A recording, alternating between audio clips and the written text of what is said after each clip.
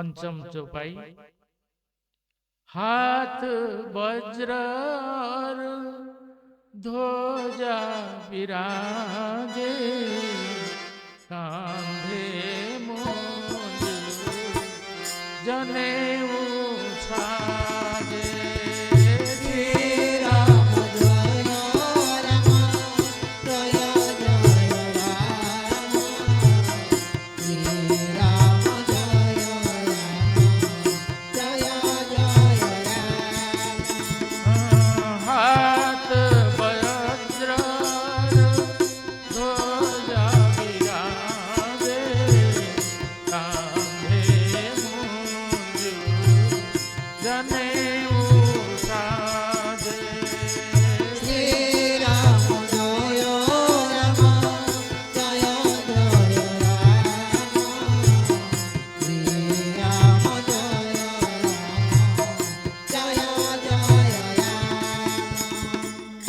हाथ रे हनुमान कौन धारण कर?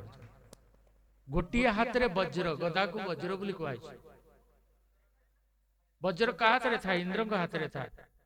हनुमान का हाथ रे जो गदा अछि से वज्र, जहा ऊपर थरे प्रहार करिवे से आ प्राण के फेरी पाई परिबे। गोटे हाथ रे वज्र, कठोर शक्ति, जे शत्रु को विनाश कर दे पारते। आ गोटे हाथ रे कोन? ध्वजा। ध्वजा और पताका दीटा शब्द बुझे दो। सुनो, प्रभु श्री जगन्नाथ श्री मंदिर चूड़ारे जहा उड़ुची ता होची ध्वजा, विराट लंब। आ पताका कोठी जोटी छोट छोट पताका सब लगा जाए। पताका में हाथ रे धरछु, कि ध्वजा मंदिर शिखर बा चूड़ारे जा प्रतीयमान किति लंबा से। ध्वजा होची विशाल, ध्वजा होची धर्मर प्रतीक, ध्वजा होची सत्यर प्रतीक। सत्य होचंती भगवान, तेणु सत्य भगवान प्रतीक बा ध्वजा को जे गोटे हाथ रे धारण करचंती, आउ गोटे हाथ रे शत्रु को विनाश करिबा पई वज्र बा गदा को धारण करचंती। गोटे हाथ रे जे सत्य को धारण करची, आउ गोटे हाथ रे जे वज्र को धारण करि पारछि, तांका पाखरे शत्रु केबे भी खसी की जाई परिबो नै। शत्रु विनाशकारी से। सेहिति पाई आउ गोटे कथा कहूची, वज्रर अन्य नाम होची काल बा समय। जानि रख, जहां हाथ रे काल बा समय अछि, जहां काल स्पर्श करि पारे ना, काल तांकर कौनसी क्षति करि पारे ना, किंतु हमकु काल स्पर्श करछि बोली आमे प्रथमे जन्म हेलु, शिशुटिए थिलु, तापरे शैशव हेलु, किशोर हेलु, तापरे वार्धक्य हबो, तापरे शरीरर मृत्यु हे। ये ध्रुव सत्य। किंतु तांकर सेटा नाही, कारण तांका हाथ रे काल अछि। से काल को निज आयत्त रे रखिछन्ति। सेति पई तांका ना कोन? काल काल महाकाल। तेणु हाथ रे जे काल को धारण करचंती, वज्र को धारण करचंती, आउ गोटे हाथ रे भक्त को अभय प्रदान करूचंती। कोन ना? ध्वजा, धर्म, सत्य, भगवान को धारण करचंती गोटे हाथ रे। आमे भी सेमती हवा दरकार। सदा सर्वदा भगवान को शरणापन्न रहिले तम हाथ रे ध्वजा रहबो। तमे सत्यर अधीन हे जीवो, सत्य को धारण कर परिबो। कांधे मुंज जनेऊ साजे। कांधरे मुंज माने मुंज बोली गोटे घास, गोटे घासर जनेऊ माने पैता। हनुमान जो पैताटी कांधरे पकईचंदी सेटा जनेऊ नामक गोटे मुंज नामक गोटे घास रे तैयारी। मुंज घास तुम देखथिबो जो घास रे दौड़ी हुए, जो घास को बळी की दौड़ी करा जाए, मुंज घास सेटा। सेई घास रे तैयारी हेतिबा दौड़ी रे से पैता कांधरे धारण करिचंती। तेणु मुंज माने मुंज घास, जनेऊ माने पैता बा उपवीत। मुंज घास रे तैयारी उपवीत को जे कांधरे धारण करिचंती, ताले जे पैता बा उपवीत धारण करे ता अर्थ कोन? ब्रह्मचारी। ब्रह्मचारी ही केवल कौन करे ना उपवीत बा पैता को धारण करे। किए ब्रह्मचारी?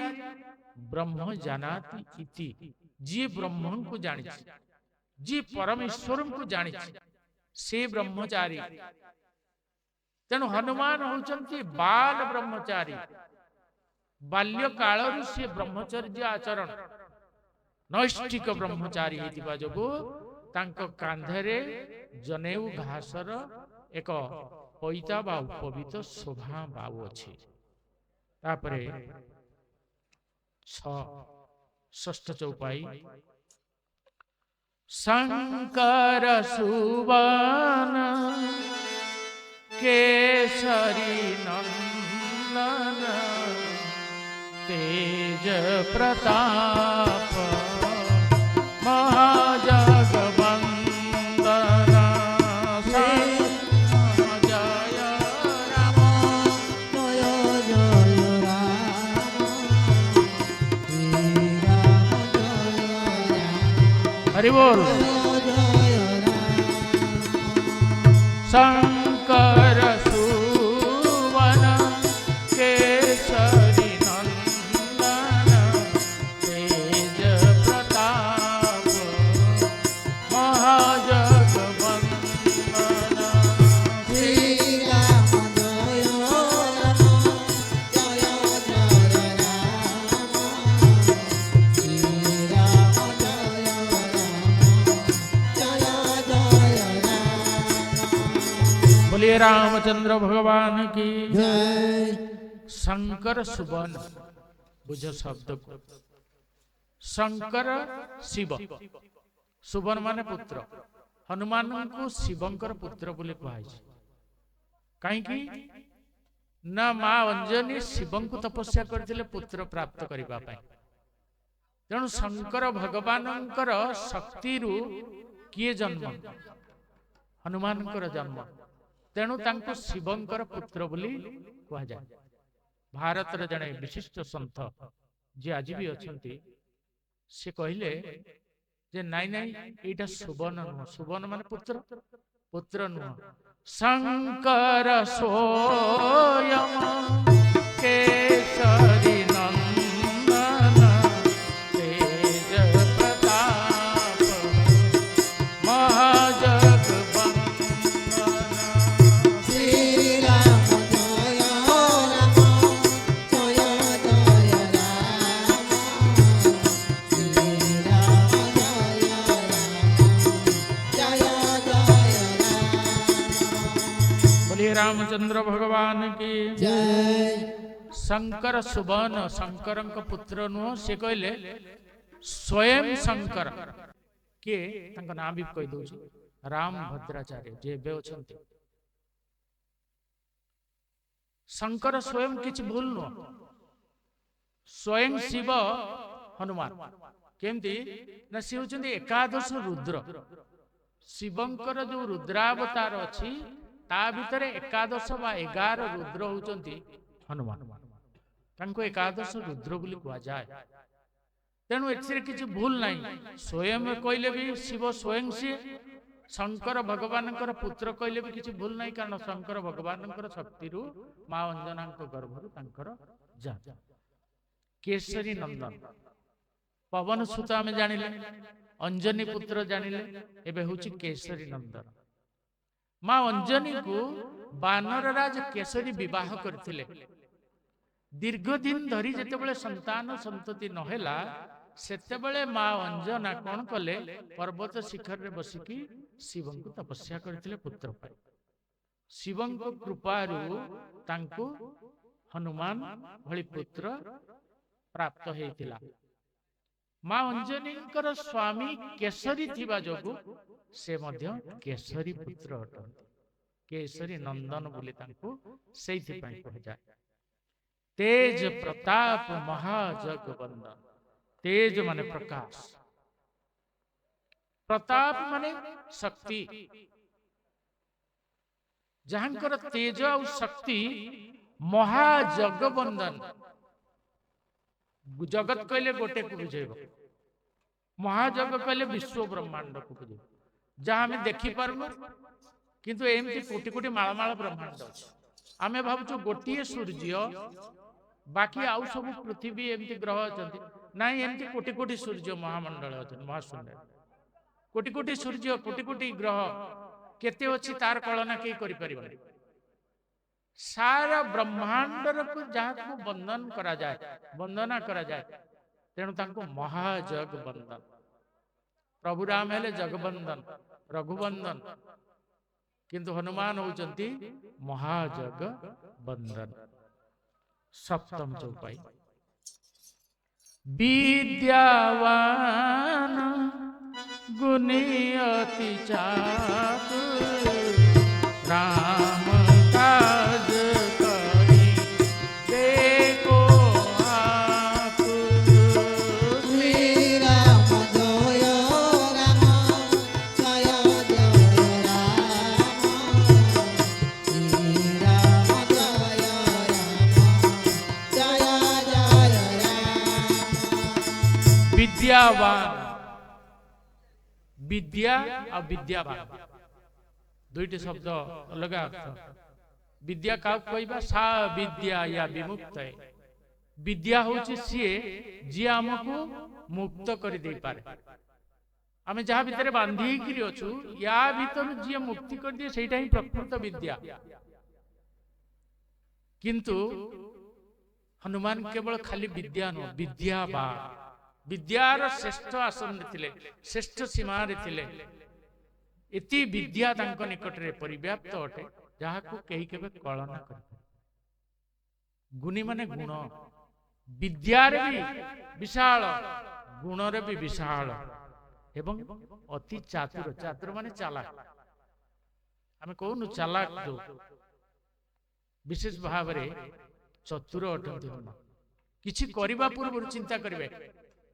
କେହି ଭକ୍ତ ଯଦି ତାଙ୍କୁ ହୃଦୟର ସହିତ ପ୍ରାର୍ଥନା କଲା ଏବଂ କିଛି ମାଗିଲା, ସେ ଦବା ପୂର୍ବରୁ ଚିନ୍ତା କରିଦେବେ ସାଙ୍ଗେ ସାଙ୍ଗେ। ଚତୁରତାର ସହିତ ତାକୁ ପରୀକ୍ଷା କରିବେ, ଚାଲାକର ସହିତ ତାକୁ ପରୀକ୍ଷା କରିବେ। ପ୍ରକୃତରେ ଇଏ ମୋତେ ଡାକୁଛି ନା କିଛି ପାଇବା ପାଇଁ ଡାକୁଛି? ଚତୁରତା ତାଙ୍କ ପାଖରେ ଅଛି ପରୀକ୍ଷା କରିବା ପାଇଁ। ଇତି ଚତୁର। ତେଣୁ ସିଏ ଚତୁରତାର ମଧ୍ୟ ଶ୍ରେଷ୍ଠ। ସବୁ ସମୟରେ ନିଜ ବୁଦ୍ଧି ଆଉ ବିଦ୍ୟାକୁ ପ୍ରୟୋଗ କରିଦିଅନ୍ତି। ରାମ କାଜ କରିବାକୁ ଆତୁର। ଲକ୍ଷ୍ୟ କଣ ହନୁମାନଙ୍କର? ସବୁବେଳେ ରାମ କାଜ, ପ୍ରଭୁ ଶ୍ରୀରାମଙ୍କର କାର୍ଯ୍ୟ କରିବା ପାଇଁ ଆତୁର। ଆତୁର ଶବ୍ଦ ବୁଝିପାରୁଥିବ ସମସ୍ତେ। ଆତୁର ହବା, ଯେଟା ଆତୁରତାର ସହିତ ଡାକେ, ବ୍ୟାକୁଳ ମାନେ ଆକୁଳିତ ହେଇକରି ଯୋଉଟା ଡକାଯାଏ। ରାମଙ୍କର, ପ୍ରଭୁ ଶ୍ରୀରାମଙ୍କର କାର୍ଯ୍ୟ କରିବା ପାଇଁ ସବୁବେଳେ ସେ ଆତୁର ଅଟନ୍ତି। ଆଉ କିଛି ଦରକାର ନାହିଁ ତାଙ୍କର। ପ୍ରଭୁ ରାମ ଇଚ୍ଛା ପ୍ରକଟ ମାତ୍ରେ ସେ ସବୁ କିଛି କରିଦେବା ପାଇଁ ପ୍ରସ୍ତୁତ ହେଇଯାନ୍ତି। କାରଣ ଶଙ୍କର ଭଗବାନ ପ୍ରଭୁ ଶ୍ରୀରାମ ଅବତାର ହେଇକରି ଆସିବା ପୂର୍ବରୁ ମନରେ ଚିନ୍ତନ କଲେ ଯେ ନାଇଁ, ଯେହେତୁ ପ୍ରଭୁ ଆସୁଛନ୍ତି ରାମ ଅବତାରରେ, ମୁଁ ତାଙ୍କର ସେବା କରିବି। ସେବା କରିବା ପାଇଁ ହେଲେ ମତେ ହନୁମାନ ରୂପ ଧାରଣ କରିବ। ଏ ସ୍ୱୟଂ ଶିବ। ରାମ ପ୍ରିୟ ହରି, ହରି ପ୍ରିୟ ରାମ। ଶଙ୍କର ଭଗବାନ କୈଳାସରେ ବସିକି ଆଖି ବନ୍ଦ କରି କଣ ଜପ କରନ୍ତି? ରାମ ରାମ ରାମ ରାମ ରାମ ରାମ କେବଳ। ଆଉ ରାମଙ୍କର ପ୍ରିୟ ହଉଛନ୍ତି ହନୁମାନ। ଶିବ ହଉଛନ୍ତି ରାମଙ୍କର ପ୍ରିୟ। ତେଣୁ ରାମ କାଜ କରିବାକୁ ଆତୁର। ଆଚ୍ଛା, ଆମେ ବି, ମୁଁ ଗୋଟେ କହୁଛି, ଆମେ ବି ସେଇ ରାମ କାଜ, ରାମଙ୍କର କାର୍ଯ୍ୟ କରିବା ପାଇଁ ଆତୁର ହବା ଦରକାର, ବ୍ୟାକୁଳ ହବା ଦରକାର। ପ୍ରଭୁ ଶ୍ରୀରାମ କେବଳ ହନୁମାନଙ୍କୁ କଣ କାମ ଦେଇଥିଲେ? ପ୍ରଭୁ ଶ୍ରୀରାମ କଣ ଆମକୁ ସଂସାରରେ କିଛି କାମ ଦେଇନାହାନ୍ତି? ଯାହା ଆମେ କରୁଛୁ ସେଇଟା ପ୍ରଭୁ ରାମ କାଜ ବୋଲି ତମେ ଯଦି ଜୀବନରେ ଧରିବ, ତାହେଲେ ସେ କାର୍ଯ୍ୟରେ ସଫଳ ଲାଭ କରିବ। ଯୋଉ ଯିଏ ଧରନ୍ତୁ ଜଣକୁ ସରକାରୀ ଚାକିରି ମିଳିଛି, ସେ ଭାବିବ ଏଇଟା ମୋ ପ୍ରଭୁ ରାମ ମତେ ଦେଇଛନ୍ତି କରିବା ପାଇଁ। ତେଣୁ ନିଷ୍ଠାର ସହିତ ସେ ଯଦି ସେ କାର୍ଯ୍ୟକୁ ସମ୍ପାଦନ କରେ, ତାହେଲେ ତାର ସୁଫଳ ତାକୁ ପ୍ରାପ୍ତ ହେଇଯିବ ନିଷ୍ଠାର ସହିତ। ଆଜିକାଲି ତ ନିଷ୍ଠା କୋଉଠି ନାହିଁ, କିଏ କୋଉଠି ଲାଞ୍ଚ ନେଇଗଲାଣି। ତା ମାନେ ସେ କଣ ରାମଙ୍କର ଦିଆଯାଇଥିବା କାର୍ଯ୍ୟକୁ କେବେ ଠିକ ଭାବରେ କରିପାରିଲା? କେବେ କରି। ଆମକୁ ଯୋଉ କାମଟେ ଦିଆହେଇଛି ଜାଣିବ ସେଇଟା ପ୍ରଭୁ ରାମଙ୍କର କାମ ବୋଲି। ଆଉ ହନୁମାନଙ୍କୁ ଯଦି କିଛି ମାଗିବ ପ୍ରଭୁ ଏଇଟା ରାମଙ୍କର କାମ ମୋର ନୁହଁ, ପ୍ରଭୁ ରାମ ମତେ ଦେଇଛନ୍ତି ଏଇ କାମ କରିବା ପାଇଁ, ତେଣୁ ଏଇ କାମକୁ ମୁଁ କେମିତି ସୁଚାରୁ ରୂପେ କରିବି, ନିଷ୍ଠାର ସହିତ କରିବି, ସେ ଆଶୀର୍ବାଦ ମତେ କରିବେ। ଯିଏ ରାମ କାମ କରିବା ପାଇଁ ବ୍ୟାକୁଳ ହେଇ ଉଠେ, ଆମକୁ ବି ପ୍ରଭୁ ଶ୍ରୀରାମ ସେମିତି ଏ ସଂସାରରେ କିଛି କିଛି କର୍ମ କରିବା ପାଇଁ ଦେଇଛନ୍ତି। ସେ କର୍ମକୁ ଆମେ ସୁଚାରୁ ରୂପେ କରିପାରିଲେ ପ୍ରଭୁ ରାମ ଏବଂ ମହାବୀର ହନୁମାନଙ୍କର କୃପା ଲାଭ କରିପାରିବା।